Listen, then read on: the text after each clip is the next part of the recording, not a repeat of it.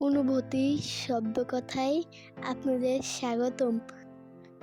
যেহেতু ভিন্ন টাইম জোনে আছে তাই রাতের বেলা ঘুম আসে না কিছুতেই, অথচ সকাল হলেই চোখের পাতায় ভর করে নিদ্রা দেবী। তখন আর চাইলেও খুলে রাখা যায় না চোখ দুটো। গত 3 দিনও একই নিয়মে চলেছে জীবন, আজকেও তার ব্যতিক্রম নয়। তাই তো রাতের বেলা ডিনার শেষে আর বিছানায় শুতে গেল না প্রেসিলা। ঘরের আলো নিভিয়ে একটা হট ব্যাগ নিয়ে চুপচাপ গিয়ে বসলো টিভির সামনে। কাউচের ওপর না বসে হাঁটু মুড়ে মেঝেতে বসে পেটের ওপর তুলে রাখলো হট ব্যাগটা। তারপর রিমোট চেপে নেটফ্লিক্সে ঢুকে শুরু করলো মুভি দেখা। টিভি স্ক্রিনে কিসিং বুথ মুভির রোম্যান্টিক কাহিনী চলছে। এলি আর নোয়ার চমৎকার রসায়ন, সেই সঙ্গে আছে নোয়ার ভাই লিও। চকলেট বার চিবোতে চিবোতে প্রিসিলা হাঁ করে গিলছে সবটা। সবে সবে মুভিতে মনোনিবেশ করেছে সে, ঠিক এমন সময় কোথা থেকে যেন ঝড়ের বেগে সামনে এসে দাঁড়ালো ইয়াশ। এসেই প্রিসিলার হাত থেকে ছোঁ মেরে টিভি রিমোটটা নিয়ে গেল সে। তারপর কাউচের গায়ে কনুই ঠেকিয়ে গা ছাড়িয়ে বসলো প্রিসিলার পাশেই। এক হাতে রিমোট চেপে টিভি চ্যানেল পাল্টাতে লাগলো, অন্য হাত দিয়ে শার্টের কয়েকটা বোতাম খুলতে খুলতেই বিড়বিড়ালো, বিডিতে অনেক গরম, উফ। সঙ্গে সঙ্গে ছ্যাত করে উঠল প্রিসিলা। পাশ ফিরে দাঁত খিচিয়ে শক্ত গলায় বলল, রিমোট দাও। ইয়ার যেন আকাশ থেকে পড়ল, তেমনভাবেই কুচকানো কপাল ধীরে ধীরে সোজা হয়ে গেল তার। অবাক স্বরে বলল, রিমোট দিব মানে? আমার কাছ থেকে রিমোট চাইছিস? বুক কাঁপে না তোর? না কাঁপে না, দাও বলছি। বলেই ঝট করে রিমোটটা নিয়ে নিল প্রেসিলা, নিয়ে একেবারে কোলের মধ্যে লুকিয়ে ফেলল। ওর কাণ্ডে মেজাজ খারাপ হয়ে গেল ইয়াসের। সবখানে একচ্ছত্র রাজ করা একগুয়ে মস্তিষ্কটা মেনে নিতে পারল না এই হার। ফলস্বরূপ এক হাতে প্রেসিলাকে শক্ত করে চেপে ধরে অন্য হাত দিয়ে কোলর থেকে তুলে আনলো রিমোট। তখনই টের পেল ওর তলপেটের মাঝে গরম কিছুর উপস্থিতি। ইয়াসের কৌতূহল বাড়ল। রিমোটের থেকে ধ্যান সরিয়ে তীক্ষ্ণ গলায় প্রশ্ন করল, পেটে কি হয়েছে তোর? কি রেখেছিস সেখানে? কই, কিছু না তো, দৃষ্টি ঘুরিয়ে জবাব দিল প্রিসিলা। কিন্তু ইয়াস তো দমে যাওয়ার মানুষ নয়। কোনো রূপ পূর্বাভাস ছাড়াই প্রিসিলার পেটের উপর থেকে সুতি জামার পাতলা আবরণটা আচানক সরিয়ে ফেলল সে। তৎক্ষণাৎ অরষ্টতায় কুঁকড়ে গেল প্রিসিলা। হটব্যাগ গড়িয়ে মাটিতে পড়ল। 2 হাত দিয়ে নিজেকে আড়াল করার চেষ্টা চালালো মেয়েটা। ইয়াসের দৃষ্টি তখনও অনড়, হাত দিয়ে জামাটা একইভাবে তুলে রেখেছে। নিষ্প্রভ চোখের সামনে খেলা করছে এক ফালি নির্মেদ মোলায়েম উদর, আর তার মাঝে কোমল বৃত্তাকার নাভিকূপ। রমণীর প্রতিটি নিঃশ্বাসের তালে ওঠানামা করা তনুখানি তখন তিরতিরিয়ে কাঁপছে, যা দেখে ক্রমশ দৃষ্টি আচ্ছন্ন হয়ে এলো ইয়াসের। বুকের ভেতর ঘনীভূত হলো একটা ভোঁতা অসহ্যকর ব্যথা, যা এর আগে কখনো হয়নি। কোনো এক আশ্চর্য তৃষ্ণায় কণ্ঠতালু শুকিয়ে এসেছে তার, সেই সাথে ভারী হয়েছে নিঃশ্বাস। লতানো দেহের আকর্ষণীয় বাঁক দেখতে দেখতে অনমনেই জিভ দিয়ে শুষ্ক ঠোঁটজোড়া ভিজিয়ে নিল সে। প্রিসিলাকে সেই ছোটবেলা থেকে দেখে এসেছে ইয়াস, কখনো ওকে নিয়ে মনে কোনো সংকোচ কাজ করেনি। সেই জের ধরেই আজ এমন কাণ্ড ঘটিয়েছে সে। কিন্তু আশ্চর্যজনকভাবেই ভুলেই গিয়েছিল প্রিসিলা এখন আর ছোট্টি নেই। জামাকাপড়ে আবৃত লতানো শরীরটিতে বিশেষ পরিবর্তন এসেছে। নারী দেহের সকল আকর্ষণ এখন বিদ্যমান তার মাঝে। শুধু কি তাই, চোখ ধাঁধানো সৌন্দর্য ওর, যা ইয়াসের মতো প্রখর সংযমধারী মানুষকেও এক মুহূর্তের জন্য নির্বাক করে দিয়েছে। সেই সুযোগে ওর হাতের রিমোটটা আবারও টান মেরে লুফে নিল প্রিসিলা। মোহাচ্ছন্নতা ভেঙে গেল নিমেষেই। ইয়াস আস্তে করে ছেড়ে দিল ওকে, দৃষ্টি সরিয়ে লম্বা শ্বাস ফেলল। এখন আর টিভিতে মন বসছে না, ভেতর ভেতর অস্থির লাগছে খুব। এয়ার কন্ডিশনারের নিচে বসেও দরদর করে ঘামছে শরীর। ওদিকে হটব্যাগ সরে যাওয়াতে আবারও ব্যথায় মুষড়ে গেল প্রিসিলা। 2 হাত পেটে চেপে ধরে মৃদু আর্তনাদ করে উঠতেই দৃষ্টি ঘোরালো ইয়াস। মেয়েটাকে আপাদমস্তক পরখ করে জীবনে প্রথমবার স্বাভাবিক গলায় বলল, বেশি ব্যথা করছে? Should I call a doctor? বিপরীতে না সূচক মাথা নাড়ালো প্রিসিলা। হাত দিয়ে শুধু হটব্যাগটাকে ইশারা করল সে। সেটাকে এগিয়ে দিতে গিয়ে হুট করেই একটা অত্যাশ্চর্য প্রশ্ন করে বসল ইয়াস, ইজ ইট পিরিয়ড পেন? ইয়াসের প্রশ্নে হঠাৎ জমে গেল প্রিসিলা। কেন যেন এই স্বাভাবিক কথাটাও ইয়াসের মুখ থেকে শুনে কান গাল গরম হয়ে উঠল ওর। চোখে চোখ রাখতে পারল না। সহসা কোনো রূপ প্রত্যুত্তর না করেই ঘুরে তাকালো অন্যদিকে। ঠিক তখনই শ্রাবণের মেঘ ভেজা দমকা হাওয়ার মতো ভেসে এলো প্রেমময় কিছু গানের চরণ। খ্যাপা ছেড়ে গেলে মনের মানুষ আর তো পাবো না, না না, যেতে দেব না, তোমায় হৃদয়ে মাঝে রাখবো, ছেড়ে দেব না, তোমায় হৃদয়ে মাঝে রাখবো, ছেড়ে দেব না। পাশের বারান্দাটা ধূসর আন্ধারে মোড়ানো। বৈদ্যুতিক আলো না থাকলেও চাঁদের রূপলি আলো ঠিকরে পড়ছে মেঝেতে। মূলত সেখান থেকেই ভেসে আসছে বিমুগ্ধ গানের সুর। ইয়াশ প্রিসিলা একযোগে ঘুরে তাকিয়ে আছে সেই দিকে। ক্ষীণ চোখ জোড়ানো আলোয় স্পষ্ট ভেসে উঠেছে একটা নারী মূর্তির অবভয়। বারান্দার রেলিংয়ে ভর দিয়ে নিশ্চিন্ত মনে বাইরে মুখ বাড়িয়ে রেখেছে, গাইছে গুনগুন করে। এটা নিশ্চিত হৃদমিলা। মেয়েটা লোকগীতি দুর্দান্ত গায়। ইয়াশ আর অপেক্ষা করল না, চুপচাপ প্রিসিলার পাশ থেকে উঠে হেঁটে গেল সেই দিকে। ইয়াশ যেহেতু অমনোযোগী হয়ে উঠে চলে গেছে, সেই সুযোগে মনের আনন্দে চ্যানেল পাল্টাতে শুরু করল প্রিসিলা। তারপর হঠাৎ যখন দৃষ্টি ঘুরিয়ে পেছনে চাইল, দেখল ইয়াশ দাঁড়িয়ে আছে হৃদমিলার পাশ ঘেঁষে, স্থির হয়ে প্রসন্ন মনে গান শুনছে মেয়েটার। দৃশ্যটা দেখা মাত্রই চেহারায় মেঘ থমথমে আধার ঘরালো প্রিসিলার। একটু আগে সেই জিতে যাওয়ার আনন্দ নিমেষেই ফিকে হয়ে গেল অন্তরে। টিভিতে আর মন বসল না। মলিন মুখে শুধু তাকিয়ে দেখল বারান্দায় দাঁড়িয়ে গানের ভুবনে ডুবে থাকা যুগলকে। অবচেতন মনটা ভারী বিস্ময় নিয়ে বলে উঠল, is he crushing on her? Yash যখন ফিরল তখন গভীর রাত। হৃদমিলাও ফিরে গিয়েছে নিজের রুমে। বসার ঘরে কাউচের উপর মাথা রেখে মেঝেতেই ঘুমিয়ে পড়েছে প্রিসিলা। টিভিতে তখনও কিসিং বুথ চলছে। প্রিসিলাকে দেখেও ইয়াশ না দেখার মতোই চলে যাচ্ছিল। তারপর আবার কি ভেবে যেন হুট করেই ফিরে এলো, হাঁটু মুড়ে বসলো এসে প্রিসিলার সামনে।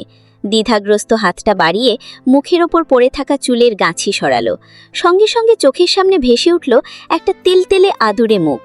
গোলাপ রাঙা ঘুমন্ত চেহারা জুড়ে খেলা করছে তবুও বিষণ্ণতা।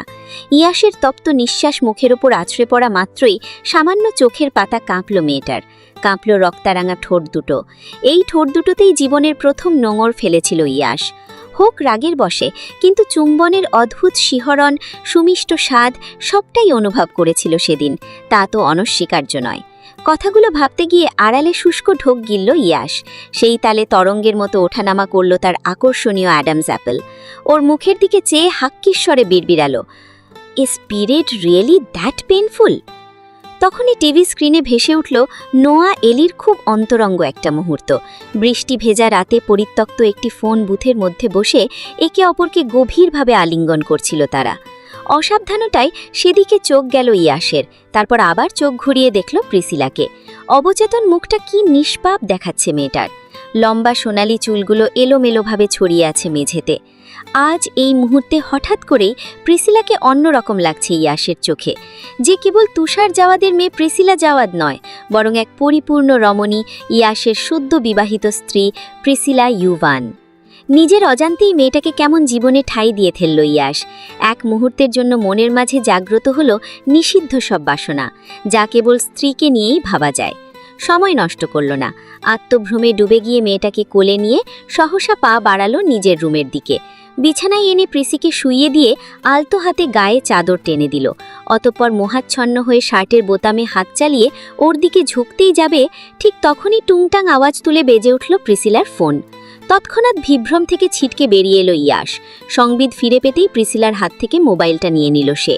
স্ক্রিনে চোখ পড়তেই দেখল নোটিফিকেশন বারে পরপর দুটো মেসেজ। বিশেষ কিছু নয়, হাই হ্যালো, কবে দেখা করবে এসব।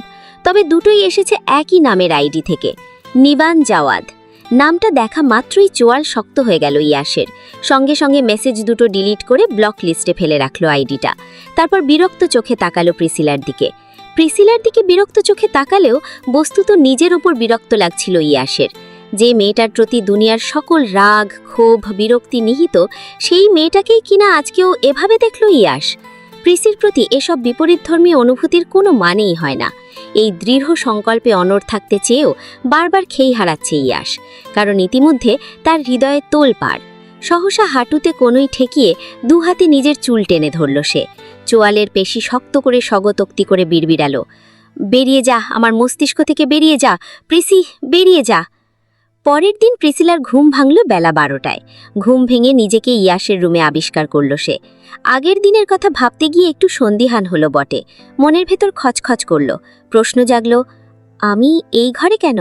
কে নিয়ে এলো আমায়? ইয়াশ? তারপর চোখ ঘুরিয়ে রুমটাকে পরখ করতে গেলেই দৃষ্টি গিয়ে থমকালো বিছানার পাশের পিসি টেবিলের দিকে। ব্ল্যাক টি শার্ট আর শর্টস পরিহিত ইয়াশ কানে হেডসেট আর মাইক্রোফোন লাগিয়ে অন্য ভুবনে ডুবে আছে। যন্ত্রের চেয়েও দ্রুত গতিতে চলছে তার হাত। চোখ দুটো স্ক্রিনে নিবদ্ধ থাকলেও হঠাৎ প্রিসিলার উপস্থিতি টের পেয়ে ঘুরে তাকালো ছেলেটা। চোখে চোখ পড়ে যাওয়ায় তৎক্ষণাৎ দৃষ্টি নামিয়ে নিল মেয়েটা। অভিযোগের স্বরে বলল, আমাকে এই ঘরে কেন নিয়ে এসেছ? তোকে কে বলল যে আমি নিয়ে এসেছি? ভ্রু বাঁকিয়ে ভারী আশ্চর্য গলায় প্রশ্ন করল ইয়াশ। তাহলে? প্রিসিলার কণ্ঠে বিস্ময়। ইয়াশ ঘুরে আবারও মনিটরের পর্দায় দৃষ্টিপাত করল।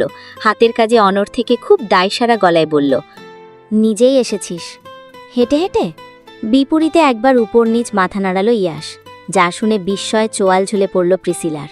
অত্যাশ্চর্য হয়ে স্বগতোক্তি করে আওড়ালো, ব্যাপার জটিল মনে হচ্ছে, যত দ্রুত সম্ভব পাপার সঙ্গে আলাপ করতে হবে। কিছু বললি?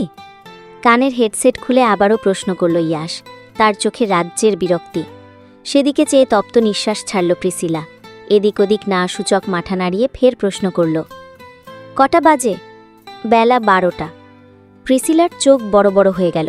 বিস্ফারিত স্বরে বলল, এতক্ষণ ঘুমিয়েছি, কেউ ডাকল না তো? বাড়িতে কেউ নেই।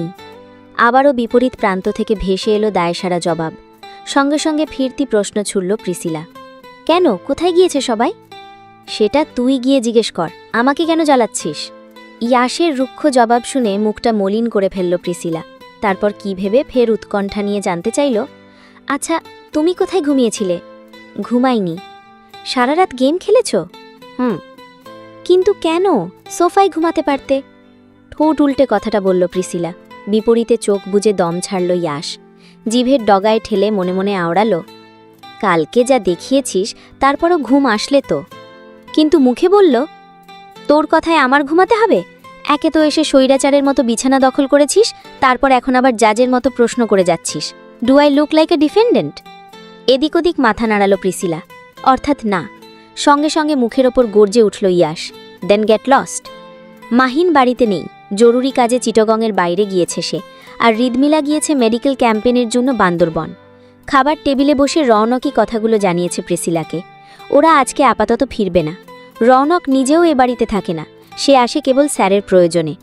বাড়িতে প্রিসিলা আর ইয়াশ যেহেতু আছে, তাই খাবার নিয়ে এসেছিল রেস্টুরেন্ট থেকে। খাওয়া দাওয়া শেষ করে আবার ফিরেও গেছে। যেহেতু বাড়িতে কেউ নেই, তাই লাঞ্চ আর ব্রেকফাস্ট একসাথে সেরে নিল প্রিসিলা। তারপর আবারও চলে গেল ঘুমাতে। আজকের প্ল্যান আপাতত এটাই, সারা দিন ঘুম। ওদিকে ইয়াশও আর পিসি থেকে ওঠেনি। সকাল থেকে রাত অবধি গেম নিয়েই পড়েছিল সে। তারপর যখন একটু ক্লান্ত হলো তখন গিয়ে শুয়ে পড়ল বিছানায়। উপর হয়ে বালিশে মুখ ডোবাতেই ওর নাকে এসে লাগলো ভ্যানিলার একটা মিষ্টি সুঘ্রাণ। মেয়েলি শরীরের ঘ্রাণটা মাদকের মতো টানছে ওকে। সুঘ্রাণে বুধ হয়ে যেতে যেতেই ইয়াশের মনে পড়ল, কাল রাতে এখানে প্রিসিলা ঘুমিয়েছিল। তার শরীরের ওর ঘ্রাণটা এমন, এতটা নেশালো আর হৃদয়স্পর্শী। বেখেয়ালে কথাটা ভাবতে গিয়েই চট করে চোখের পাতা খুলে ফেলল ইয়াশ। ভেতরটা হাঁসফাঁস করে উঠল। বেঘোরে আওড়ালো, কি ভাবছি আমি এসব? কিছুক্ষণ সময় নিজেকে স্থির করে আবারও ঘুমোনো উদ্দেশ্যে চোখ বন্ধ করল ইয়াশ। সঙ্গে সঙ্গে মানুষপটি ভেসে উঠল কাল রাতের সেই অভূতপূর্ব দৃশ্যটা। কচি ডগার মতো লতানো একটা নির্মেদ ভরসা উদর, আর তার মাঝের মোমের মতো কোমল নাভিকুণ্ড। দৃশ্যটা চোখে ভাসতেই শোয়া ছেড়ে উঠে বসল ইয়াশ। ভেতর ভেতর অস্থির লাগছে খুব। গত 48 ঘণ্টা যাবৎ নির্ঘুম পরিশ্রান্ত চোখ দুটো বেইমানি করছে ওর সঙ্গে।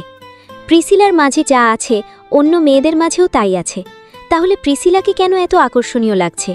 ওকে কখনো রমণী রূপে কল্পনা করেনি তাই, নাকি বিশেষ কোনো কারণ? হৃদয়হীনের উকি দেওয়া শত শত প্রশ্নের উত্তর খুঁজতে গেল না ইয়াশ, বরং মনের উপর মেজাজ দেখিয়ে হুড়মুড়িয়ে বিছানা ছাড়ল সে। তারপর চুপচাপ এগিয়ে গিয়ে বসল সে লিভিং রুমের মেঝেতে। চারিদিকের আলো নেভানো। এক কোণে জ্বলতে থাকা ল্যাম্পশেডের তরল আলোয় ঘরের সর্বত্র একটা স্নিগ্ধতা বিরাজ করছে। ইয়াশ খুব অনীহা নিয়ে টিভি অন করল। দেখল টিভিতে কালকের মুভিটিই চলমান। সহসা দেখতে আরম্ভ করল সে। কেসিং বুথ মুভির বেশ কয়েকটা সিরিজ রয়েছে। প্রথমটা শেষ করতেই রাত গড়াল 2টোর ঘরে। দেয়ালে টাঙানো পেন্ডুলাম ঘড়িটা ঢং ঢং করে জানান দিচ্ছে সময়। ঠিক তখনই ঘর থেকে জন্মের মতো বেরিয়ে এলো প্রিসিলা। লম্বা হাঁটা সমান দীঘল সোনালি চুলগুলো এলোমেলো হয়ে শরীরে লেপ্টে আছে। পরনে সিম্পল পাজামা সেট। কি জানি কি হলো মেয়েটার, এসে ইয়াশের সামনে হাঁটু মুড়ে বসল সে। তারপর আবদারের স্বরে বলল, আইসক্রিম খেতে চাই, এনে দাও। প্রিসিলাকে দেখামাত্রই রিমোট চেপে টিভি অফ করল ইয়াশ। সঙ্গে সঙ্গে ধূসর এক নিশ্ছিদ্র অন্ধকার মুহূর্তেই গ্রাস করল ওদের। ল্যাম্পশেডের আলোটা একেবারে কমিয়ে রাখা, তাই হয়তো দৃষ্টির এই তারতম্য। তবে এই নিক্কশ কালো আধারের মাঝেও ইয়াশের কৌতূহলী দৃষ্টি এড়ায়নি প্রিসিলার। কিন্তু মেয়েটা তো উন্মুখ হয়ে উঠেছে। ঘুম থেকে উঠেই এসেছে শুধু আইসক্রিম খাওয়ার জন্য। ভেবেছিল একাই বেরিয়ে যাবে, তখনই মনে পড়ল এটা বাংলাদেশ, তাই তো ইয়াশের কাছে আসা। ইয়াশকে একইভাবে চেয়ে থাকতে দেখে আবারও ঠোঁট উল্টালো প্রিসিলা। অধৈর্য গলায় বলল, তুমি কি শুনতে পাওনি আমার কথা? আমি আইসক্রিম খেতে চাই। এবারে ভ্রু উচকে গেল ইয়াশের। মেয়েটাকে আপাদমস্তক পরখ করে তিরিক্ষি গলায় বলল, কমন সেন্স কোথায় তোর? এখন রাত কটা বাজে? জানি তো, রাত 2টো। রাত 2টোয় তুই আমার কাছে আইসক্রিম চাইছিস? কি মনে হয় আমি জাদুকর? আমি খাবো মানে খাবই, ক্রেভিং হচ্ছে আমার। উফ! প্রিসিলাকে অস্থির দেখালো। ইয়াশ একটু সময় নিয়ে বিরস মুখে বলল, এটা ইটালি নয় যে যখন যা চাইবি তাই পাবি। বিডিতে এত রাত অবধি কিছুই খোলা থাকে না। আমি এত কিছু জানি না, তুমি এনে দাও। কথাটা বলেই হঠাৎ ইয়াশের বাহু আঁকড়ে ধরল প্রিসিলা। চুলগুলো সব লেপটে গেল তার গায়ে, শার্টের ভাঁজে। ইয়াশ একটু থমকালো। ভেতরের হাঁসফাঁস ভাবটা আবারও ফিরে এলো। দ্বিগুণ হয়ে গেল হৃৎস্পন্দন।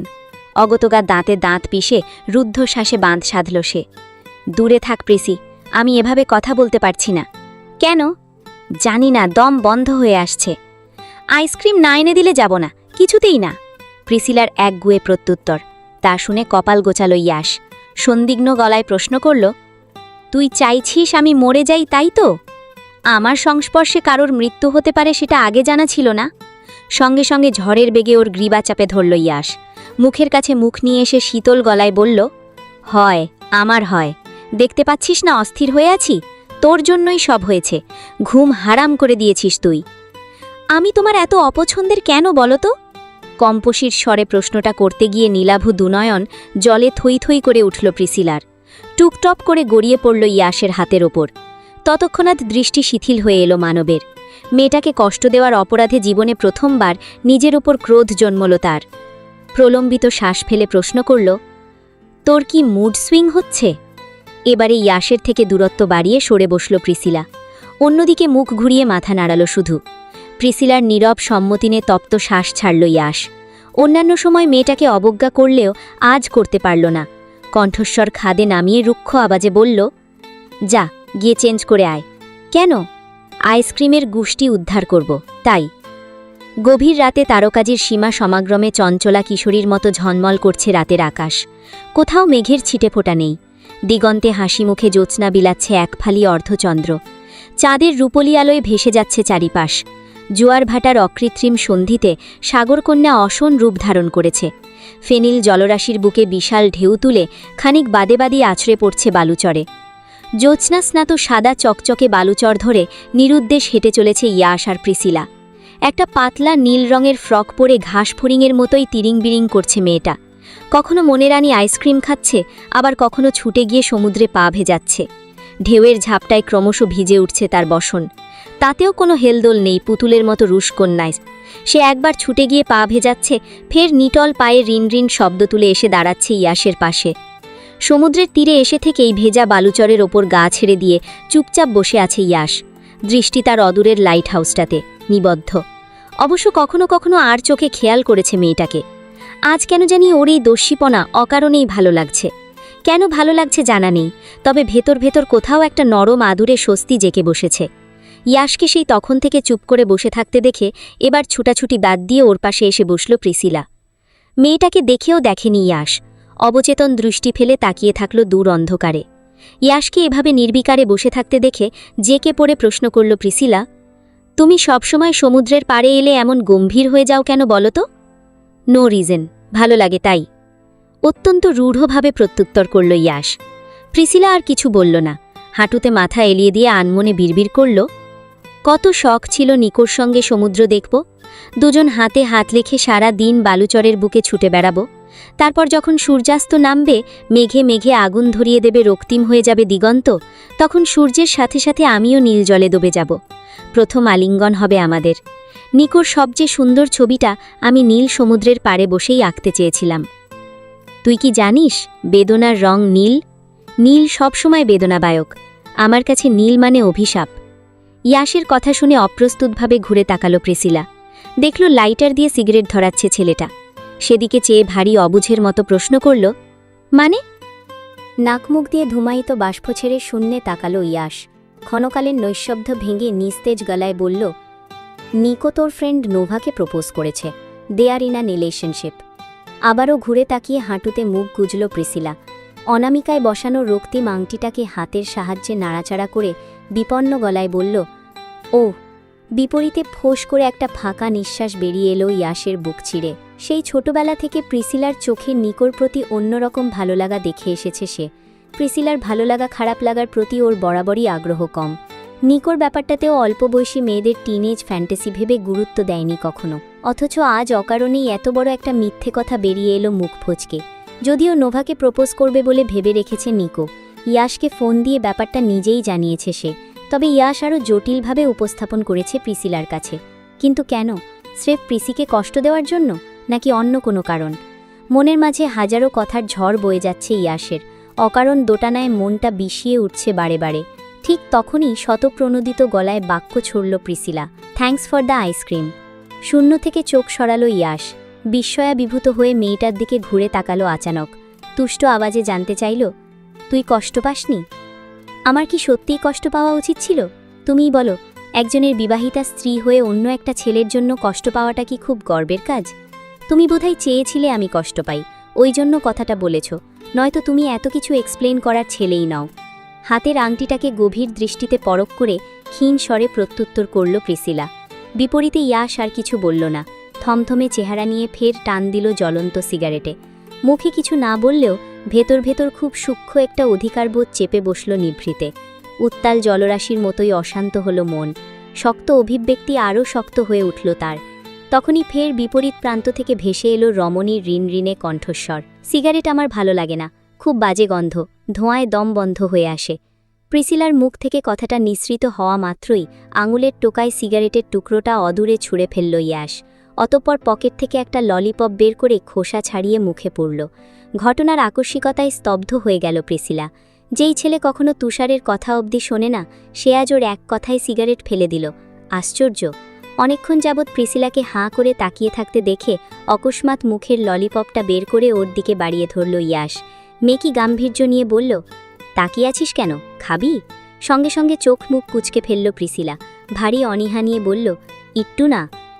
এমন ভাব করছিস যেন তুই কখনো আমার মুখের স্বাদ নিসনি। আমি তো সেদিনও তোর। মুখ ফুঁড়ে অবাধে বেরিয়ে আসা বাক্যখানায় জোরপূর্বক লাগাম টানল ইয়াশ। প্রিসিলা ততক্ষণে লাল হয়ে উঠেছে, আড়ষ্ঠতায় জমে গিয়ে চুপচাপ তাকিয়ে আছে পায়ের দিকে। সাময়িক অস্বস্তি কটাতে তৎক্ষণাৎ প্রসঙ্গ পাল্টাল ইয়াশ। পূবের আকাশে দৃষ্টি ফেলে বলল, ভোর হয়ে আসছে, চল ফিরে যাই। ইয়াশের দৃষ্টি অনুসরণ করে প্রিসিলাও দৃষ্টিপাত করল সেদিকে। দেখল দিগন্তে মিশে যাওয়া ওই দূর পাহাড়ের চূড়ায় সূর্য উকি দিচ্ছে। কোমল রবিকিরণের সোনালি ছটায় ক্রমশ উজ্জ্বল লাভ হয়ে উঠছে ধূসর আকাশ। চারিদিকে একটা মন ভোলানো স্নিগ্ধ হাওয়া, পিছনে সমুদ্রের গর্জন, আর সম্মুখে বিস্তার বেলাভূমি। একটু বাদেই পাখিরা সব জেগে যাবে, শুরু হবে মধুর কলতান। কিছুক্ষণ চোখ বন্ধ করে একাকী দাঁড়িয়ে থেকে ভোরের বিশুদ্ধ বাতাস গায়ে মাখল প্রিসিলা। তখনই পেছন থেকে ভেসে এলো ইয়াশের কর্কশ কণ্ঠস্বর, এখানে থেকে যাওয়ার প্ল্যান থাকলে বলিস, পাপাকে কল দিয়ে জানাতে হবে তো। ছুটে এসে ইয়াশের সঙ্গে পা চালালো প্রিসিলা। আশ্চর্য গলায় জানতে চাইল, কি জানাবেন? জানাবো এই যে তার একমাত্র কন্যা শাহেনশাদী রূপাঞ্জল আপাতত ঘরবাড়ি ছেড়ে সমুদ্রের কিনারে বাস করতে চায়। ইয়াশের কথা শুনে মুখ গজে ফেলল প্রিসিলা। অভিমান নিয়ে বলল, তুমি তো সবসময় এটাই চেয়ে এসেছ, আমি যেন পরিবার থেকে দূরে সরে যাই। অথচ দেখো, ডেস্টিনি আমাদের এক সুতোয় বেঁধে দিয়েছে। প্রিসিলার অভিমানী বাক্যে অকস্মাৎ থমকে দাঁড়ালো ইয়াশ। অতি সাবলীল এই বাক্যটা পিংপং বলের মতো ক্রমশ ঢপ খেতে লাগলো তার মস্তিষ্কে। প্রিসিলা কি ঠিক বলল? সত্যিই কি এটা ডেস্টিনি? যদি সেটা হয়েও থাকে, তবে এর শেষ কোথায়? প্রিসিলা পরিপূর্ণ বাঙালি নয়, জেনেটিক্যালি নীল নয়না হওয়াটা অস্বাভাবিক কিছু নয়। কিন্তু ইয়াশের সঙ্গে ভবিতব্য কেন জুড়ে গেল? ইয়াশ তো কোনো নীলাম্বরীর মায়ায় পড়তে চায় না তার ড্যাডির মতো একই ভুল করতে। কথাগুলো ভাবতে ভাবতেই ইয়াশের চোখ গিয়ে আটকালো সদ্য ভোরে সাগরের কোল ঘেঁষে ঝিনুক কোড়াতে থাকা হকার ছেলেটির দিকে। ওর হাতে অনেকগুলো ঝিনুকের তৈরি অলংকার। একদৃষ্টে ছেলেটাকে দেখতে দেখতে ইয়াশের বক্রাকার কপাল ধীরে ধীরে সোজা হয়ে গেল। ঠিক সে সময় একটু দূরে দাঁড়িয়ে প্রিসিলা গলা চিরে ডেকে উঠল ওকে। কি হলো? তুই যা, আমি আসছি। কোনোরূপ জবাবদিহিতা ছাড়াই মেয়েটাকে মাঝপথে বিদায় জানিয়ে দিল ইয়াশ। প্রিসিলা দাঁড়িয়ে থাকল না, আনমনেই হেঁটে চলে গেল অনেকটা দূরে।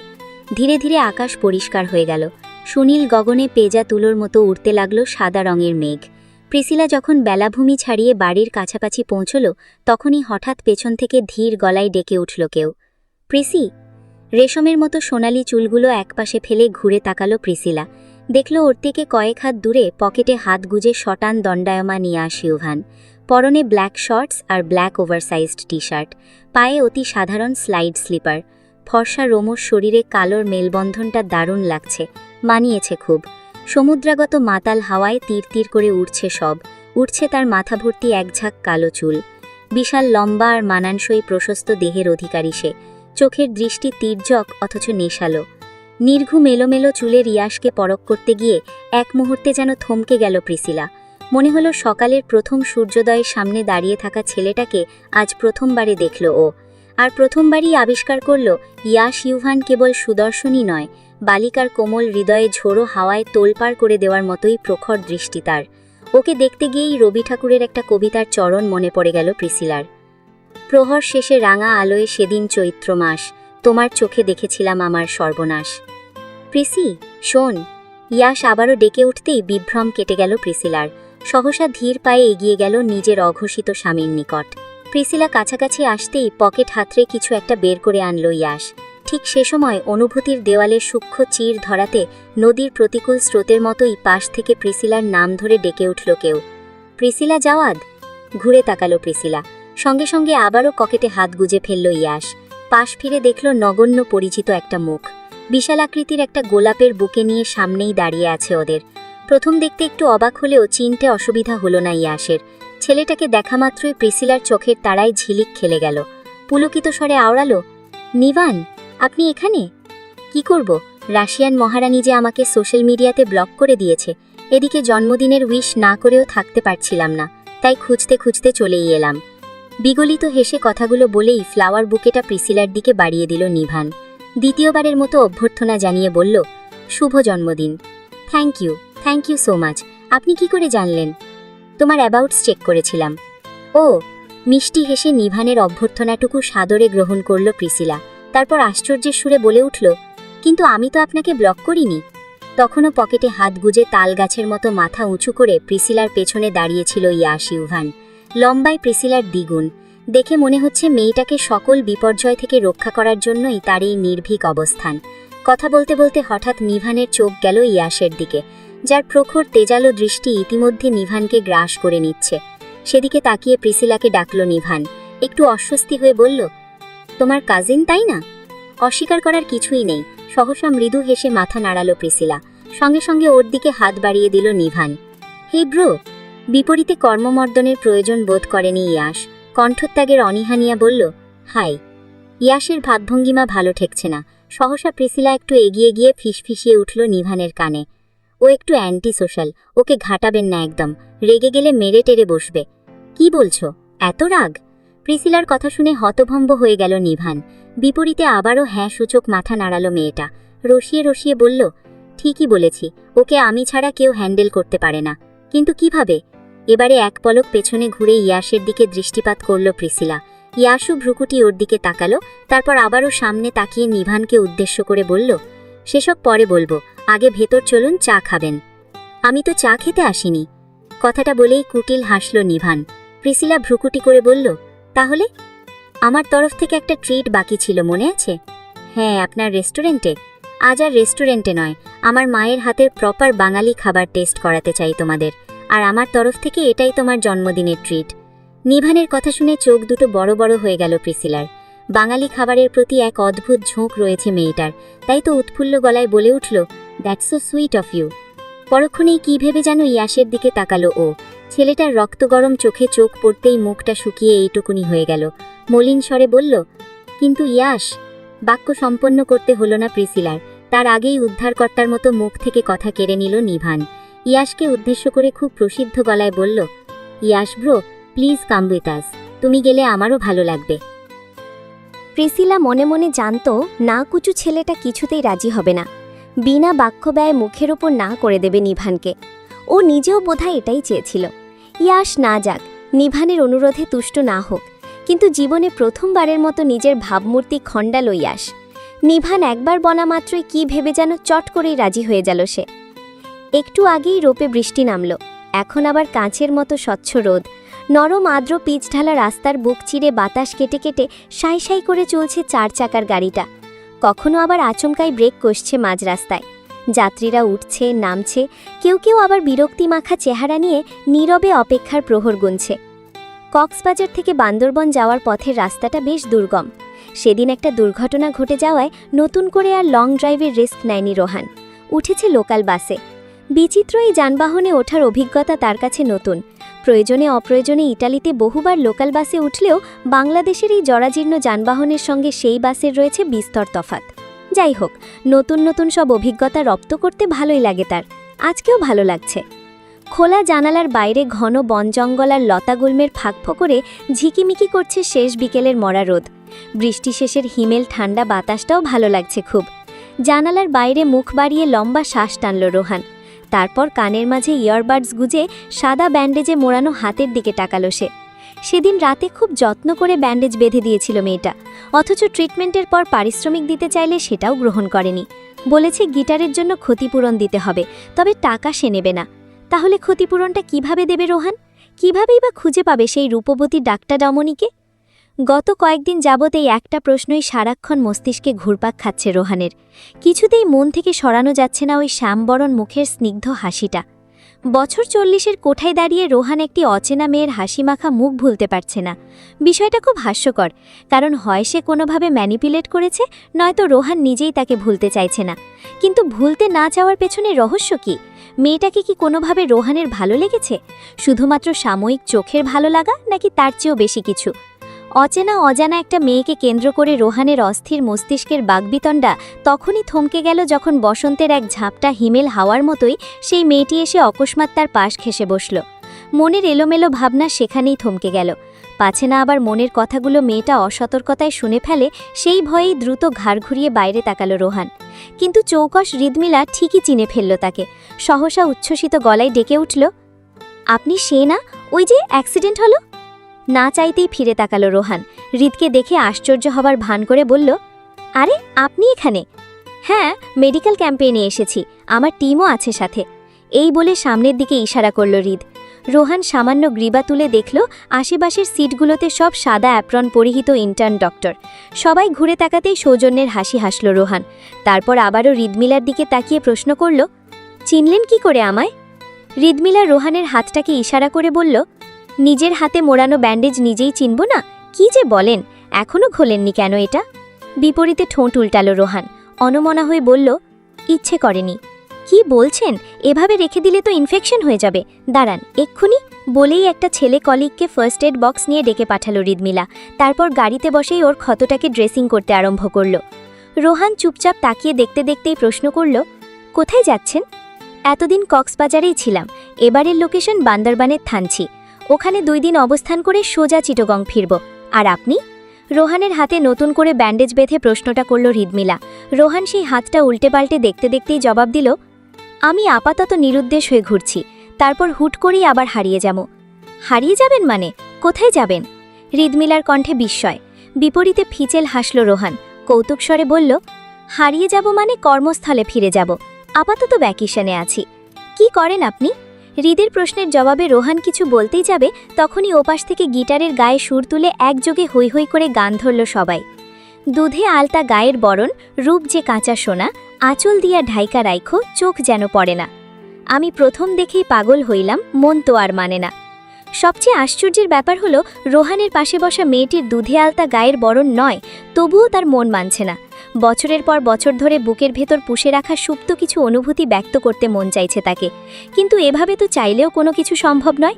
পরিচয়টা না হোক, নামটা তো অন্তত জানা দরকার। সহসা কোনো ভনিতা না করেই নাম জানতে চাইল মেয়েটার।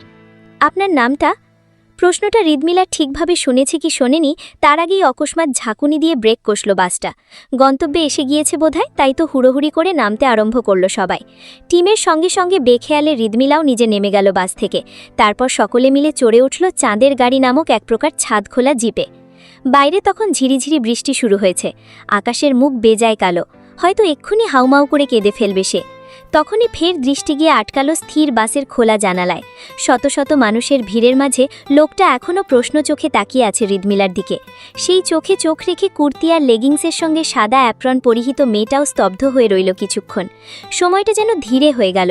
অঝোর ধারায় বর্ষণের মাঝেও নিষ্প্রভ চোখে তাকিয়ে রইল দুজন। একটু বাদেই গাড়িটা চলতে আরম্ভ করল। ক্রমশ দূরত্ব বাড়তে লাগল। তখন হুট করেই বুকের বাম পাশে হাত রাখল হৃদমিলা। আচ্ছন্ন স্বরে আউড়ল, ঘণ্টা বেজেছে। তা দেখে কপাল কুঁচকে গেল রোহানের। তার বিচলিত অভিব্যক্তিতে মুচকি হাসল মেয়েটা।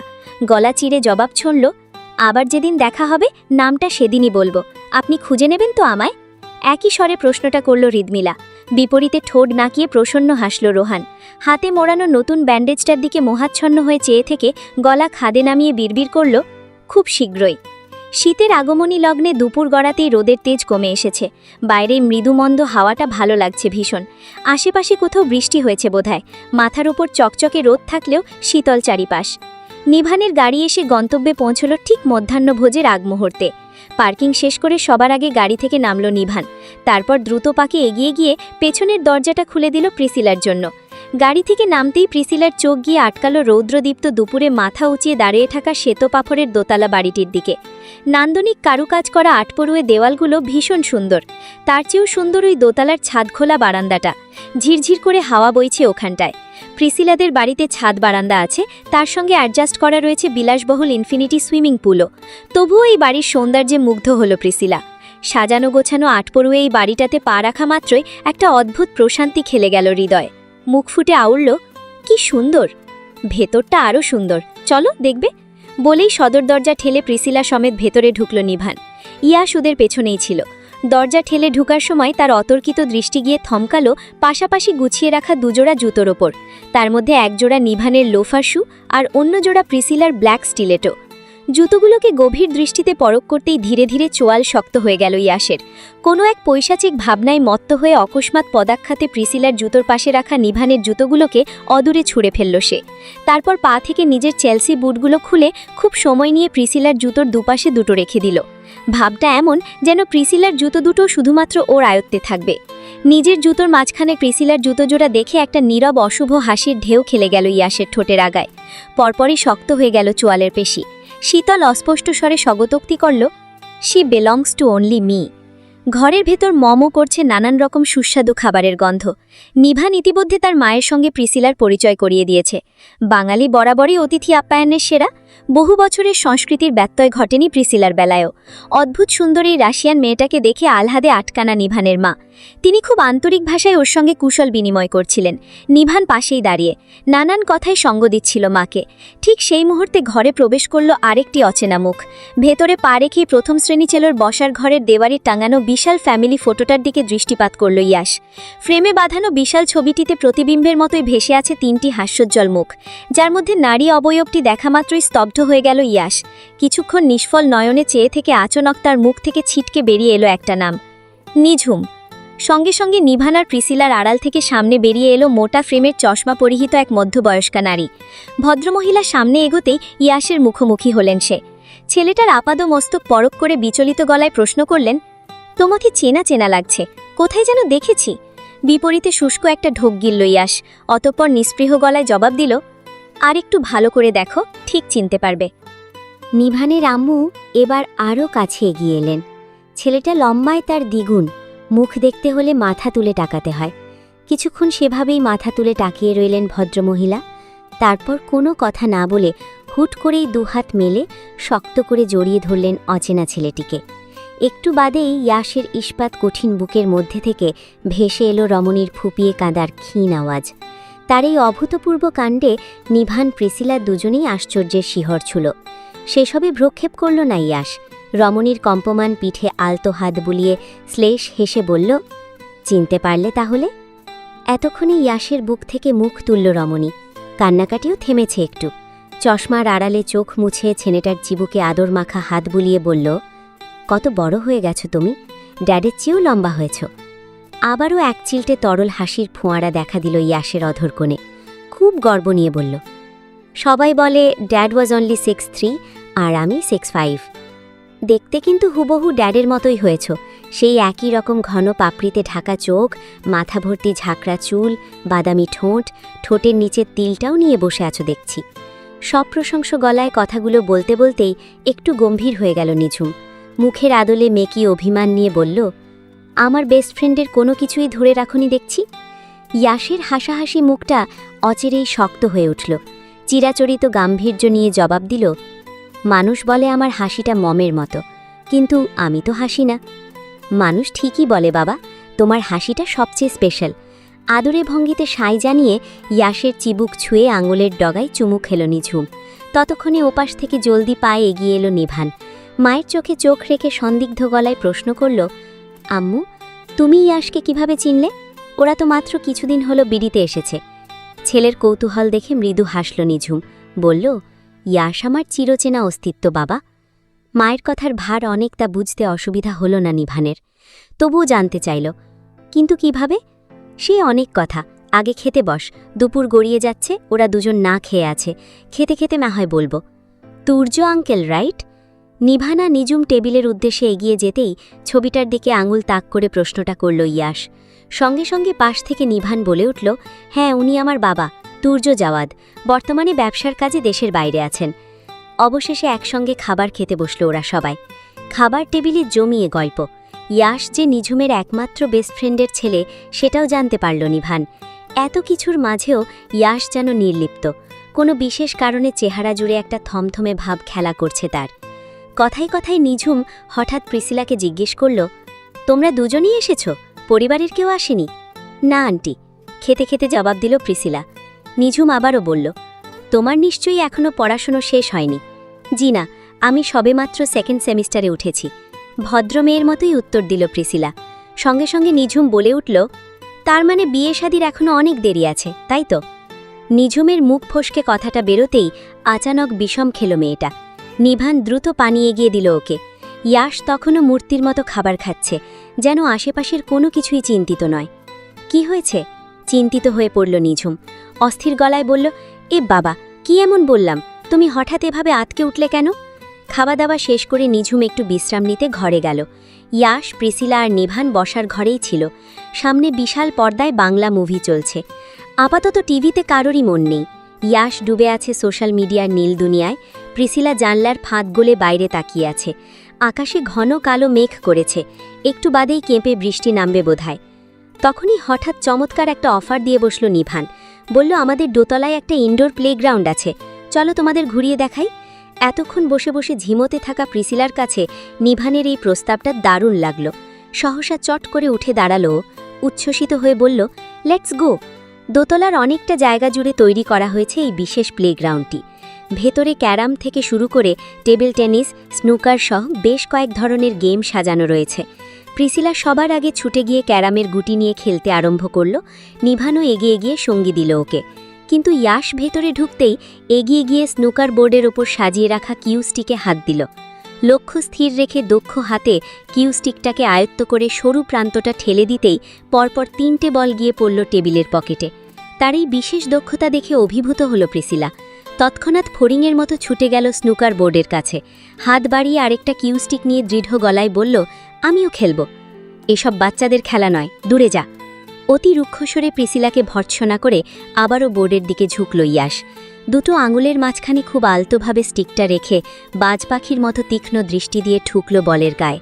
ফের আবারও পকেটের ভিতর গড়িয়ে গিয়ে পড়ল পরপর কয়েকটা বল। প্রিসিলার ফর্সা মুখটা মলিন হয়ে গেল। খেলতে পারবে না ভেবে স্টিক রেখে চলেই আসছিল, তখনই বাধা সাধল নিভান। হুট করেই তার কবজিটা টেনে ধরে বলল, চলো আমি শিখিয়ে দিচ্ছি। নিভানের মুখ থেকে বেরোনো বাক্যটা ইয়াসের কর্ণগোচর হতেই লক্ষ্যভ্রষ্ট হল তার। প্রথমবারের মতো একটা গুটিও পকেটে না পড়ে এদিক সেদিক ছড়িয়ে গেল। মুখে কিছু না বললেও অকারণ একটা ক্রোধ শক্ত পাথরের মতো চেপে বসল তার ভিতরে। অভিব্যক্তি হল পাথরের মতো কঠিন। ঠিক সে সময় পেছন থেকে ঝুঁকে দুটো হাত প্রিসিলার হাতের ওপর রেখে কিউস্টিকটা চেপে ধরল নিভান। তারপর সেভাবেই আঁকড়ে ধরে একের পর এক গাইড করতে লাগল প্রিসিলাকে। ইয়াসের আর বলের দিকে তাকানো হলো না। ফনাতোলা সাপের মতোই দাঁড়িয়ে দাঁড়িয়ে ফুঁসতে লাগল সে। কিউস্টিকটাকে শক্ত হাতে মুষ্টিবদ্ধ করে তীক্ষ্ণ ফলার মতো দৃষ্টি দিয়ে ভস্ম করে দিতে লাগল নিজের সদ্য বিবাহিতা স্ত্রীকে। 6 ছন্নছাড়া মনটা যায় আসে না বলে বলে মুখে ফেনা তুলে ফেললেও আগ্রাসী মনটা কিছুতেই মানছে না সেই বারণ।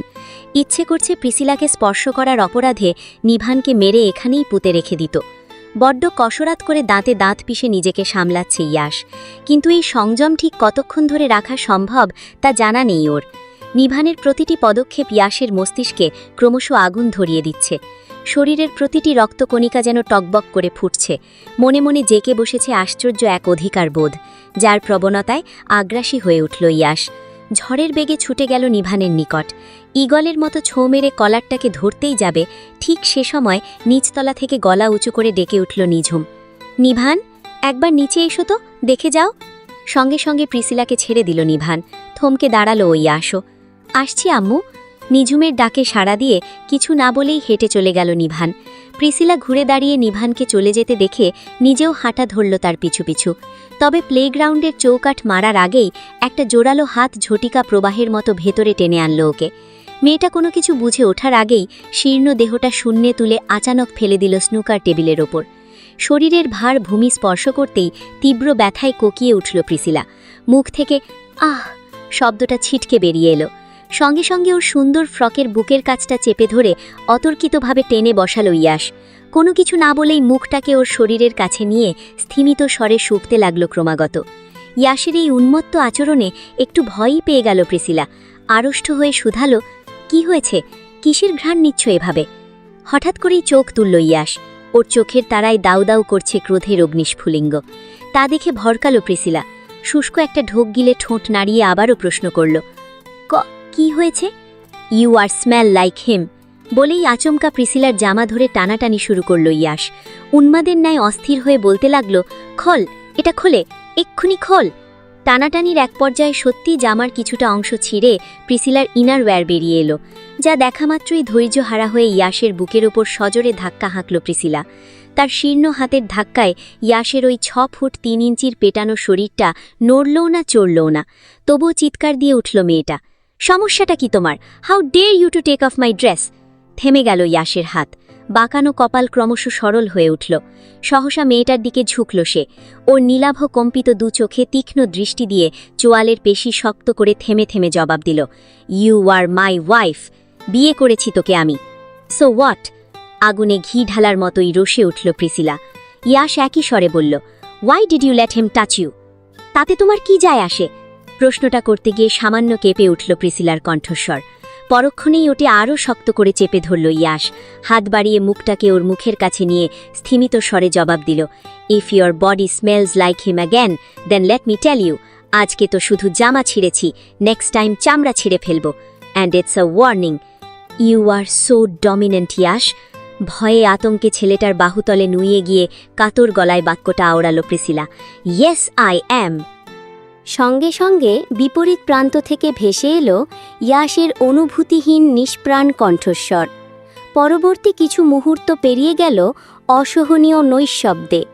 দুজনার শ্বাস প্রশ্বাসের গভীর আওয়াজটুকুই কেবল থেকে থেকে প্রতিধ্বনিত হতে থাকল ঘরের প্রতিটি দেওয়ালে জুড়ে।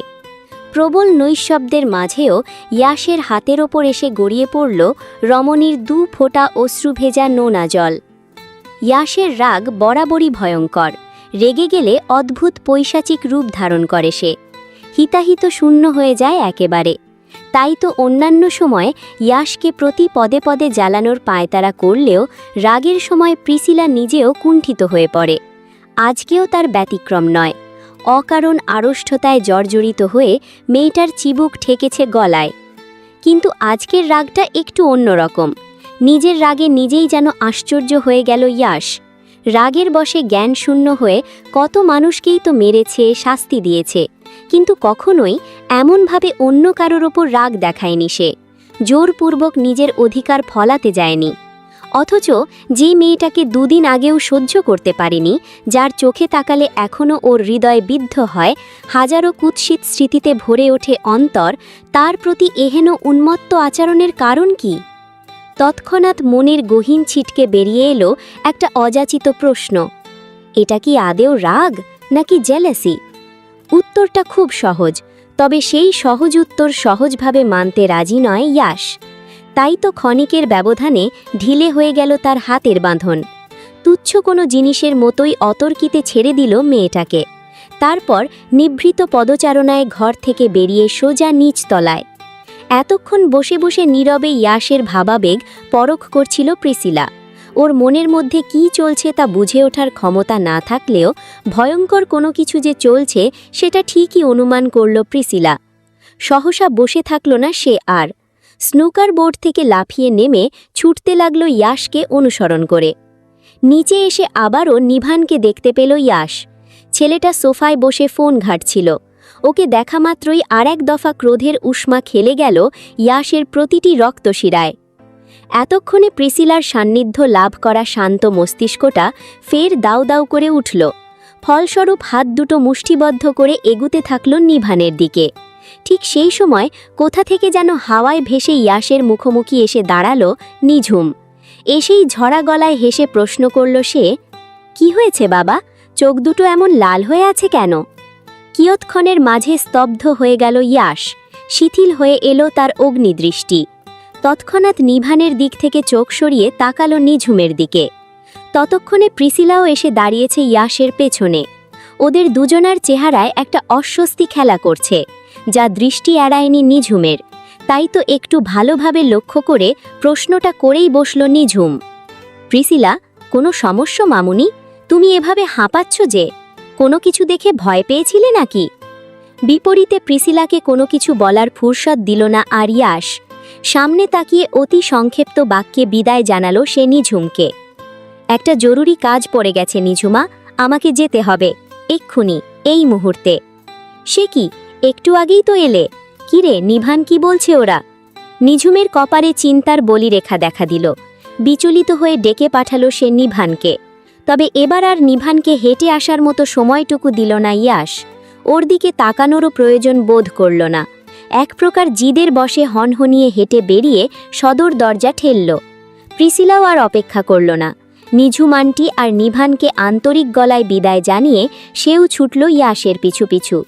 ছুটে যাওয়ার সময় শেষবারের মতো পেছনে ঘুরে নিঝুমকে উদ্দেশ্য করে বলল, মন খারাপ করো না আন্টি, আমি আবার আসব তোমার হাতের স্পেশাল মোরগ পোলাও খেতে। বৃষ্টি শেষে গোধূলির গায়ে ফিকে একটা বিষণ্ণতা লেপ্টে আছে। আকাশের কোলে ডানা মেলেছে রংধনুর 7 রং। ঘন মেঘের পাল ভেদ করে ভূপৃষ্ঠে আছড়ে পড়া মরা বিকেলের কমলা রোদটুকু সমুদ্রের বুকে অনায়াসে ছোটাছুটি খাচ্ছে। সেই অপরূপ আলো ছায়াকে পেছনে ফেলে ইয়াশ হাঁটছে বালুচর ধরে। নিরুদ্দেশ তার গন্তব্য। প্রিসিলাও তাকে অনুসরণ করছে চুপচাপ। নিভানদের বাড়ি থেকে শুরু করে সি বিচ পর্যন্ত চলে এসেছে মেয়েটা, অথচ একবারের জন্যেও পেছনে ঘুরে তাকায়নি ইয়াশ। তবে এই পর্যায়ে এসে স্তম্ভিত হয়ে পড়ল তার গতি। পেছনে না ঘুরেই থমথমে গলায় প্রশ্ন করল, আর কতক্ষণ ফলো করবি এভাবে? খুব স্বাভাবিকভাবেই এদিক ওদিক মাথা নাড়ালো প্রিসিলা। বলল, আমি তো ফলো করছি না, তোমার সঙ্গেই যাচ্ছি। এতক্ষণে পেছনে ঘুরল ইয়াশ। কপাল কুঁচকিয়ে জিজ্ঞেস করল, কোথায় যাবি আমার সঙ্গে? কোথায়, আবার সমুদ্রে? কে বলল আমি সমুদ্রে যাচ্ছি? এবারে ঘাড় উঁচু করে সূক্ষ্ম দৃষ্টিতে সামনের দিকটা পরখ করে ঠোঁট উল্টে জবাব দিল, সামনে তো সমুদ্র ছাড়া আর কিছুই দেখতে পাচ্ছি না। তাহলে কি তুমি অন্য কোথাও যাওয়ার প্ল্যান করছো, like outer space or something? Idiot, আমি যদি পৃথিবীর বাইরেও চলে যাই তাতে তোর কি? যাবি আমার সঙ্গে? যাওয়াই যায়, ইট উইল বি থ্রিল। বলেই নিজের সবগুলো দাঁত বের করে কুটকুট করে হেসে উঠল প্রিসিলা। ইয়াশ আর তাকিয়ে রইল না। কোনো এক অজানা কারণে প্রিসিলার হাসিটা ওর বুকের ভেতর চিনচিনে ব্যথার সঞ্চার করালো। তাই ঘাড় ফিরিয়ে আবারও হেঁটে চলল নিরন্তর। এক পর্যায়ে একটা স্পিড বোটের দেখা মিলল। গায়ে একটা লাইফ জ্যাকেট চড়িয়ে সেটাতেই উঠে বসল ইয়াশ। চাবিটা ড্যাশবোর্ডে রাখা ছিল। হাত বাড়িয়ে সেটা নিয়ে ইঞ্জিন চালু দিতেই ওর পাশে এসে বসল প্রিসিলা। সহসা পাশ ফিরে তির্যক গলায় প্রশ্ন করল ইয়াশ, কি চাই? যাব আমিও।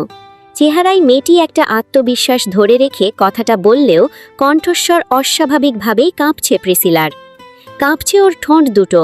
জামাটা এক পাশ থেকে ছিঁড়ে যাওয়ায় ধবধবে ফর্সা বুকের কিছুটা অংশ দৃশ্যমান। ইয়াশের তীক্ষ্ণ দৃষ্টি সেখানটাতে স্থির হতেই কলমিলতার ন্যায় গুটিয়ে গেল প্রিসিলা। হাত দিয়ে নিজেকে ঢাকার আপ্রাণ চেষ্টা করে চোখের দৃষ্টি গিয়ে পায়ের পাতায় ঠেকল। বিপরীতে ইয়াশ জানতে চাইল, তুই এতক্ষণ এভাবে হেঁটে এসেছিস? নির্লিপ্তে হ্যাঁ সূচক মাথা নাড়াল প্রিসিলা। সঙ্গে সঙ্গে চোয়ালের পেশি শক্ত হয়ে গেল ইয়াশের। গ্রীবা নামিয়ে মেয়েটার দিকে ঝুঁকে গিয়ে দাঁতে দাঁত পিষে বলল, আর ইউ ইনসেন প্রিসি? আমার জায়গায় যদি অন্য কেউ দেখে নিত? অতর্কিতে চোখ তুলল প্রিসিলা। গম্ভীর মুখে জবাব দিল, নিজের তাকানোটাকে এভাবে জাস্টিফাই করার কিছুই নেই, দয়া করে চোখ সরাও। ইয়াশের জেদি মস্তিষ্কটা আন্দোলন করে উঠল তৎক্ষণাৎ। তখনকার সেই অযাচিত অধিকার বোধটা ফের জাগ্রত হল বুকে, যার দরুন নিজের কর্তৃত্বপ্রবণ স্বভাবটা আবারও জাহির করল ইয়াশ। গিয়ার টেনে স্পিডবোটের গতি বাড়িয়ে হিম শীতল গলায় আওড়াল, আমি দেখবই, দরকার পড়লে পুরো জামা খুলে দেখব। বিপরীতে কোনো কিছু বলার ফুরসত পেল না প্রিসিলা। স্পিডবোটের মাত্রাতিরিক্ত গতিতে ভয়ে কাঁটা হয়ে আছে প্রিসিলার শরীর। বিশাল সমুদ্রের মাঝের উথাল পাথাল ঢেউয়ের কেটে কেটে একে বেঁকে এগিয়ে চলছে ছোট্ট যানটি, যার সমস্ত নিয়ন্ত্রণ ইয়াশের হাতে। ও ইচ্ছে করেই গতি বাড়িয়ে রেখেছে। চারিপাশের উত্তাল জলরাশির অতর্কিত ঝাপটায় ক্রমশ ভিজে উঠছে প্রিসিলার শরীর। না চাইতেও এক হাত দিয়ে খামচে ধরে রেখেছে ইয়াশের চারকোল রঙের শার্টখানি। খুব বেশি মাঝখানে যেতে হয়নি। কয়েক কিলোমিটার চালিয়ে যেতেই চোখের সামনে ভেসে উঠল সবুজ অভয়ারণ্যে ঘেরা এক ফালি ছোট্ট ছেঁড়া দ্বীপে। কুল কিনারাহীন এমন গভীর সমুদ্রের মাঝে ছোট্ট একটুকরো ভূখণ্ডের দেখা পেয়ে বিস্ময়ে বিভল হয়ে গেল প্রিসিলা। কোথায় আছে, কেন আছে, কার সঙ্গে আছে, সব কিছু ভুলে গিয়ে মুখ হাঁ করে দেখতে লাগল দৃশ্যটি। স্পিডবোটটা ধীরে ধীরে গতি কমিয়ে সেদিকেই ছুটতে লাগল। যত কাছে এগোচ্ছে ততই স্পষ্ট হচ্ছে এই দ্বীপের নয়নাভিরাম সৌন্দর্য। বালুচরের বুকে বোট এসে স্থির হতেই গাছপালা আর ঘন ঝোপঝাড় থেকে বয়ে আসা এক চিলটে হিমেল হাওয়া আদর বুলিয়ে গেল সর্বাঙ্গে। প্রিসিলা বুক ভরে বাতাস গিলিল। তারপর ইয়াশের পিছু পিছু নেমে গেল বোট থেকে নেমে আবারও শুকনো বেলাভূমি ধরে হাঁটা ধরল ইয়াশ। প্রিসিলা তখন আনন্দে আত্মহারা। শুকনো জমিনে পা ফেলতেই ভেতরের আড়ষ্ট ভাবটা উবে গেল কোথাও। সহসা ইয়াশকে পেছনে ফেলে তিরিং বিরিং করে চলতে লাগল ও নিজেই। কিছুদূর পথ এগিয়ে গিয়ে ঝোপঝাড়ের ঘন আবরণ সরিয়ে ভেতরে প্রবেশ করে কোনো এক অপ্রত্যাশিত দৃশ্যের মুখোমুখি হয়ে অকস্মাৎ থমকে গেল প্রিসিলা। সামনের দৃশ্যটা আসল নাকি নকল তা বুঝতে চোখের পলক ফেলল কয়েকবার। তারপর আবারও গভীর দৃষ্টিতে পরখ করে দেখতে পেল কচি নরম ঘাসের বিস্তৃত লন পেরিয়ে বালুচরের বুক চিরে মাথা উঁচিয়ে দাঁড়িয়ে আছে এক টুকরো ঝিনুকাকৃতির নান্দনিক ঘর। স্রেফ ঘর নয়, ঘরের আকৃতি এবং পারিপার্শ্বিক অবস্থা দেখে মনে হচ্ছে এটা একটা ক্যাফে, যার চারিদিকে নির্ভীক সৈন্যের মতো ঘিরে আছে বড় বড় সব নারকেল গাছের সমাহার। একটির সঙ্গে অন্য গাছের মধ্যবর্তী স্থানে জায়গা করে নিয়েছে কাঁচের বোতল ভর্তি ফেয়ারি লাইট। সন্ধে হলেই জ্বলে ওঠে এগুলি। এমন এক জনমানবহীন নির্জন দ্বীপে এত সুন্দর সাজানো ক্যাফেটাকে দেখে আনন্দে উচ্ছ্বসিত হয়ে পড়ল প্রিসিলা।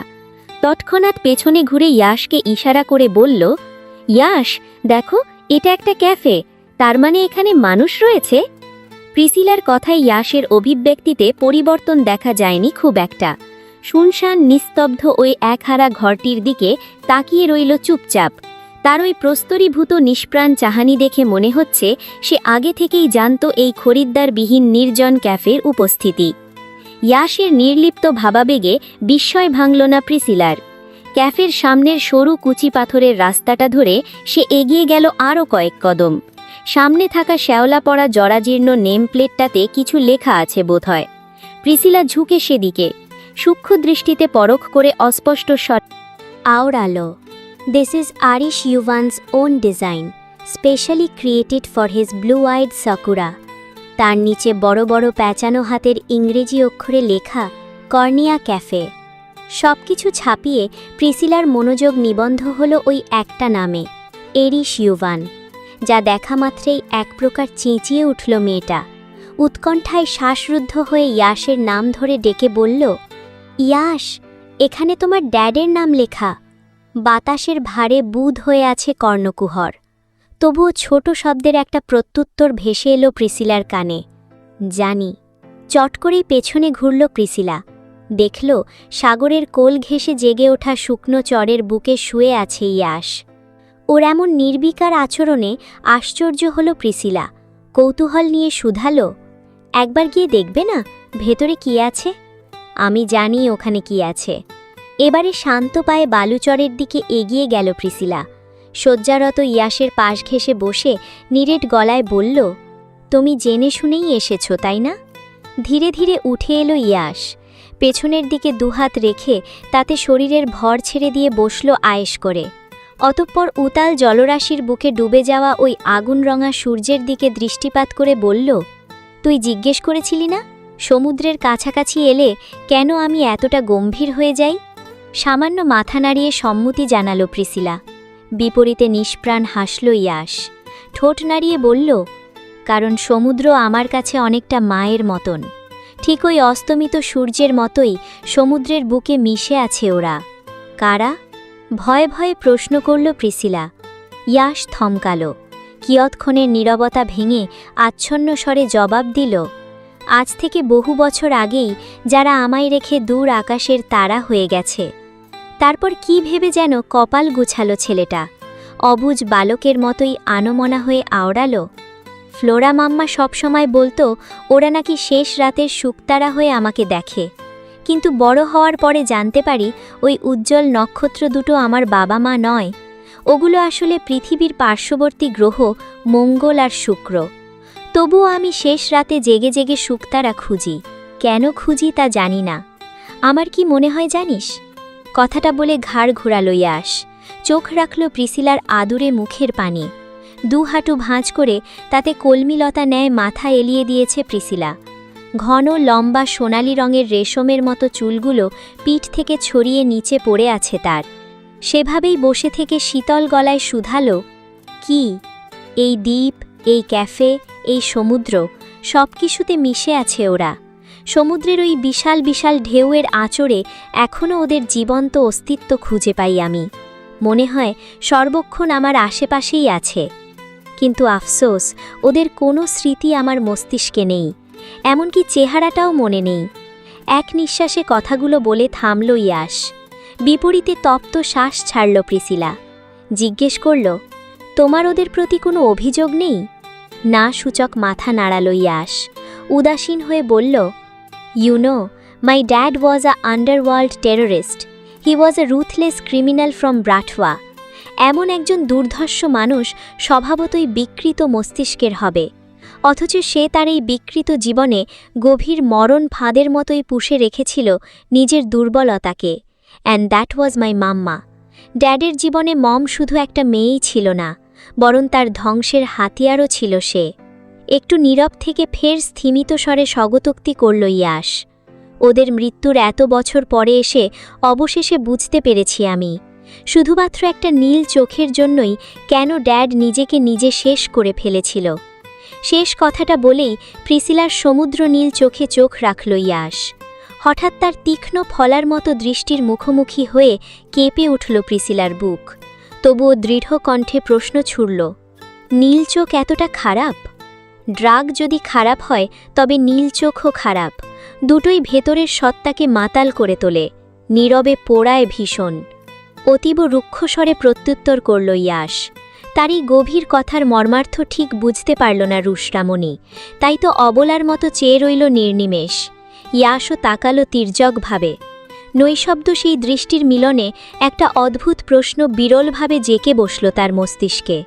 মন বলল, আচ্ছা, কোন নীলটা বেশি গভীর? নীল রঙের ওই বিস্তৃত নীল জলরাশি, নাকি এই ঝিলের জলের মতোই স্বচ্ছ টলমলে নীলাক্ষী? উত্তরটা ইয়াশের জানা। যেই চোখে সামান্য দৃষ্টি ফেললেও অস্তিত্বসহ হারিয়ে যেতে হয়, তার সঙ্গে সমুদ্রের তুলনা দেওয়া নিচকই বোকামি। ইয়াশের অমন একরোখা বেপরোয়া দৃষ্টিতে খানিক ভরকে গেল প্রিসিলা। অস্বস্তিতে কেমন জমে গেল মেয়েটা। প্রসঙ্গ পাল্টাতে তখনই ফের প্রশ্ন করল, কিন্তু ক্যাফেটা? প্রিসিলা কথা সম্পন্ন করার আগেই বিভ্রম থেকে ছিটকে বেরিয়ে এলো ইয়াশ। পেছনে ঘুরে ক্যাফেটাকে ইশারা করে বলল, এটা এমন একটা ক্যাফে যার জন্যে তৈরি করা হয়েছিল সে নিজেই এর অস্তিত্ব জানত না। মানে? ভালোবাসার প্রমাণ দিতে মানুষ কত কিছুই তো বানায়, আমার ড্যাড ক্যাফে বানিয়েছে, সিম্পল। Are you kidding? না, নট অ্যাট অল। তাহলে মানে ক্যাফেটাও এখানে, কিন্তু কেন? প্রিসিলার মনের ভেতর প্রশ্নরা সব তালগোল পাকিয়ে গেছে, ঠিকভাবে ভাষায় প্রকাশ করতে পারছে না ও। নয়তো রগচটা ইয়াশ কি থেকে কি বলে ফেলে সে ভয়ে গুলিয়ে যাচ্ছে সব কৌতূহল। প্রিসিলা যখন আপন মনে কথা সাজাতে ব্যস্ত, তখনই ভেসে এলো ইয়াশের সুগভীর হালকা কণ্ঠস্বর। ওদের লাভ স্টোরি শুনলে তোর দুনিয়ার মানুষের ভালোবাসাকে খুব তুচ্ছ আর লোক দেখানো মনে হবে প্রিসি। চট করে ঘুরে তাকালো প্রিসিলা, নিচু অথচ কম্পিত স্বরে শুধালো, তুমি কি আমায় শোনাবে ইয়াশ? শর্ত আছে একটা। কি? এবারে প্রিসিলার গীতে পূর্ণ দৃষ্টিপাত করল ইয়াশ, নিরুত্তাপ স্বরে শর্ত জুড়ে দিয়ে বলল, কানতে পারবি না একদম। ইয়াশের কথা শুনে ফিক করে হেসে উঠল প্রিসিলা, উপহাস করে বলল, চিল ব্রো, আমি এতটাও ইমোশনাল নই। প্রিসিলা কাঁদছে, নিঃশব্দে ফুপিয়ে ফুপিয়ে কাঁদছে। কান্নার তোড়ে ক্ষণে ক্ষণে কেঁপে উঠছে তার সরু চিবুক, গোলাপি গাল রক্তিম হয়ে উঠেছে। দুহাঁটু ভাঁজ করে তাতে কলমিলতা ন্যায় মাথা এলিয়ে দিয়ে ভেজা বালুচরের উপর বসে আছে মেয়েটা। মাথা নুইয়ে কাদার দরুন ওর কম্পিত শরীরের তীক্ষ্ণ ঝাঁকুনি স্পষ্ট দৃশ্যমান। রাজকুমারীর মতো দেখতে হাঁটুসম ঈষৎ সোনালি রঙের রেশমের মতো চুলগুলো সমুদ্রাগত বাতাসে এলোমেলো হয়ে উড়ছে। তার উড়ো চুলের সুমিষ্ঠ গ্রাণ ক্রমশ ইয়াশের নাকে এসে লাগছে। প্রিসিলার থেকে খানিকটা দূরেই বিরস মুখে বসে আছে সে। মাথা ভর্তি এক ঝাঁক সিল্কি কালো চুল আর উন্নত নাসার সুদর্শন যুবক সে। দৃষ্টিতে অমোঘ আকর্ষণ, কালচে বাদামি ওষ্ঠজোড়া আবেশিত করে রেখেছে দুটো চকচকে ধাতব পিয়ার্সিং। থুতনিতে সামান্য ঢেউ, ঠিক তার মাঝখানে কুচকুচে কালো তিলক। গম্ভীর ধারালো চেহারা জুড়ে প্রাচুর্যের অহংকার, যেন এক অমানিসার রাজপুত্র। লাগামহীন অবাধ্য বেপরোয়া ছন্না ছাড়া এক অস্তিত্ব। রোদের তেজদীপ্ত রোশনাই কমল হয়ে এসেছে। মরা বিকেলের শেষ প্রহরে সাগরের বুকে ঝুড়ো ঝুড়ো রং ছড়িয়ে পশ্চিমে হেলে পড়েছে সূর্যরাজ। রক্তিম হয়ে উঠেছে দিগন্ত। একটু বাদেই আধারের পর্দা টেনে সন্ধ্যা ঘনাবে ধরণীত। লোকালয়হীন একছত্রই ছেঁড়া দ্বীপে কোনো আলোর উৎস নেই। ক্যাফের সামনে টাঙানো এই ফেরি লাইটগুলো কতদিন ধরে নষ্ট হয়ে পড়ে আছে কে জানে। দ্বীপটার দেখাশোনা মাহিন নিজ উদ্যোগে করলেও সময়ের পর্যায়ক্রমে সব কিছুতেই মরচে ধরে গেছে। পুরোপুরি অন্ধকার নামার আগে এই স্থান ত্যাগ করা আবশ্যক। ওদিকে প্রিসিলার কান্নার থামার নাম নেই। এতক্ষণ থমথমে মুখে বসে থাকলেও এবার আর চুপ থাকতে পারল না ইয়াশ। বহুক্ষণের মৌনতা ভেঙে জোরালো এক ধমক দিয়ে বসল সে। আগেই নিষেধ করেছিলাম, কানতে পারবি না, কথা কানে যায়নি? চোখ ফুলে ঢোল হয়ে গেছে প্রিসিলার। গোলামি নরম আদুরে চেহারাখানি ধারণ করেছে রক্তবর্ণ। হাজার চেষ্টা করেও কান্না থামাতে পারছে না মেয়েটা। হেঁচকি তুলে তুলে শ্বাসরুদ্ধকর পরিস্থিতি। ওর এহেন নাজেহাল অবস্থা দেখে ভেতর ভেতর চিন্তিত হয়ে পড়ল ইয়াশ। বাইরে মেকি গাম্ভীর্য নিয়ে বলল, ফ্যাচ ফ্যাচ আওয়াজ করা বন্ধ করবি নাকি তোকে রেখেই দ্বীপ ছাড়ব? ইয়াশের অতর্ক গর্জনে কানতে কানতে মাথা তুলে চাইল প্রিসিলা। কান্নার তোড়ে নীলাভ দু নয়ন ফুলে উঠেছে, যা দেখামাত্রই বিরক্তিতে কপাল কুচকাল ইয়াশ। অনুভূতিহীন স্বার্থপরের মতোই বলে উঠল, এত কাঁদার তো কিছু হয়নি, এত কাঁদছ কেন? স্বামী মরেছে? পরক্ষণেই দৃষ্টি গিয়ে ঠেকল তরুণীর তুলতুলে কোমল রক্তি মোষ্ঠা ধরে। কম্পিত চিবুকের সন্ধিতে সমানতালে কাঁপছে ঠোঁট দুটো। মেয়েটা একটু বেশিই কোমল আর রূপবতী, তাকালেই চোখ জ্বালা করে। কিন্তু এত নজরকাড়া রূপ মোটেই পছন্দ নয় ইয়াশের। সহসা দৃষ্টি সরিয়ে নিল সে। সেই অনুভূতিহীন বিরস দৃষ্টি অনুসরণ করে ঝাঁঝিয়ে উঠল প্রিসিলা। পেয়েছে কি এই লোকটা? কথায় কথায় হুমকি দেয়। অগতে নাকের পাটা ফুলিয়ে হেঁচকি দিতে দিতে বলল, তুমি চলে যেতে পারো, আমি পাপাতে কল করে নেব। এখানে নেটওয়ার্ক নেই। দায়সারা গলায় জবাব ছুড়ল যুবক। তার চেহারা জুড়ে পাথরের মতো কাঠিন্য। মানবের নিষ্ক্রিয় প্রতিক্রিয়ায় অভ্যস্ত প্রিসিলা, যার দরুন সেসব পাত্তা না দিয়ে অন্তরের তাড়নায় আবারও ডুকরে কেঁদে উঠল মেয়েটা। ভঙ্গুর জড়ানো গলায় বলতে লাগল, কেন? ওরা দুজন দুজনকে এত ভালোবাসল। দুনিয়ার ঊর্ধ্বে গিয়ে এভাবে ভালো না বাসলে সবকিছু অন্যরকম হতো নিশ্চয়ই। প্রিসিলার অশ্রুশ্রিত নীলাভ দু নয়ন পেছনের ঝিনুক আকৃতির পরিত্যক্ত ক্যাফেটার দিকে অবদ্ধ। মাথার উপর এখনও জলজল করছে নামটা, কর্নিয়া ক্যাফে। ইয়াশ নিজেও সেই দিকে তাকালো এক পল, তারপর চোখ ঘুরিয়ে নিরন্তর সমুদ্রের পানে দৃষ্টিপাত করে বলল, even a whole lifetime doesn't enough for their love. So they went away. কথা শেষে গভীর শ্বাস টানল ইয়াশ। প্রিসিলা কাঁদতে কাঁদতে অস্থির হয়ে বলল, তাই বলে এত অপূর্ণতা, এত অপূর্ণতা আমি কিছুতেই মেনে নিতে পারছি না। কষ্ট হচ্ছে আমার ইয়াশ। ক্রন্দনরতা প্রিসিলার দিকে পূর্ণ দৃষ্টি নিক্ষেপ করল ইয়াশ। জীবনে প্রথমবারের মতো ওর কথার সোজাসাপটা উত্তর দিয়ে বলল, কি বলে অপূর্ণতা? ড্যাড আর মাম্মার ভালোবাসা নিখাত পরিপূর্ণ। অপূর্ণ হলে নিশ্চয়ই আমি এক্সিস্ট করতাম না। তুমি কিভাবে এত সহজে বলে দিচ্ছ? Time hills everything. ইয়াশের কণ্ঠস্বর নিষ্পৃহ শোনাল। মিথ্যে, টাইম হিলস নাথিং। নয়তো আজ এখনও এই স্থানে কর্নিয়া ক্যাফের অস্তিত্ব থাকতো না, আর না তো সব কিছু ছেড়ে তুমি এখানে ছুটে আসতে। আজকের গল্পটি আপনাদের কেমন লাগলো? ভালো লাগলে লাইক, কমেন্ট, শেয়ার, সাবস্ক্রাইব করে পাশে থাকবেন। আবার দেখা হবে পরবর্তী ভিডিওতে। টাটা।